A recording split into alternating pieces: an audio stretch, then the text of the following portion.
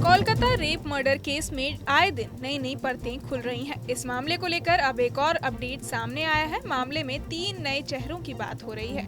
इन पर सवाल उठ रहे हैं कि माँ बाप को बेटी की लाश देखने के लिए 3 घंटे इंतजार करना पड़ा, तो ये लोग यहाँ पर कैसे आए?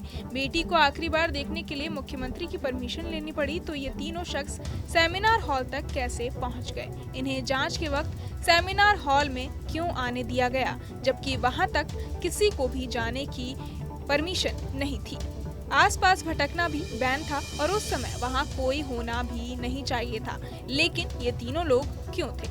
ये सवाल मृतका के परिजनों ने उठाए और पूछा कि ये तीनों लोग कौन हैं। इन तीनों की सेमिनार हॉल में मौजूदगी का एक वीडियो भी सामने आया था। हालांकि वीडियो की पुष्टि नहीं हुई थी, लेकिन सूत्रों के अनुसार वारदात स्थल पर पुलिस के साथ इन 3 लोगों की मौजूदगी पर सवाल उठ रहे हैं। आइए जानते हैं कि कौन है ये 3 लोग। पहला नाम आता है देबाशीष सोम का। वो एक फॉरेंसिक डॉक्टर हैं जो आरजीकर अस्पताल से नहीं है, लेकिन वारदात के बाद जांच के समय पुलिस के अलावा ये मौके पर मौजूद थे। वारदात का पता चलते ही पहुंच गए थे। दूसरा शांतनु पांडे, वो एक वकील हैं और वे वारदात के बाद पुलिस के अलावा मौके पर मौजूद थे। वो सेमिनार हॉल के बाहर थे। शांतनु अस्पताल के पूर्व प्रिंसिपल संदीप घोष के बेहद करीबी बताए जा रहे हैं। तीसरा नाम आता है प्रसून चटर्जी का। प्रसून भी संदीप घोष के करीबी बताए जा रहे हैं। वो नेशनल मेडिकल कॉलेज के डेटा एंट्री ऑपरेटर हैं, लेकिन वो मौके पर क्या कर रहे थे और अस्पताल के बाहर का शख्स होने के बावजूद वे मौके पर कैसे पहुंचे?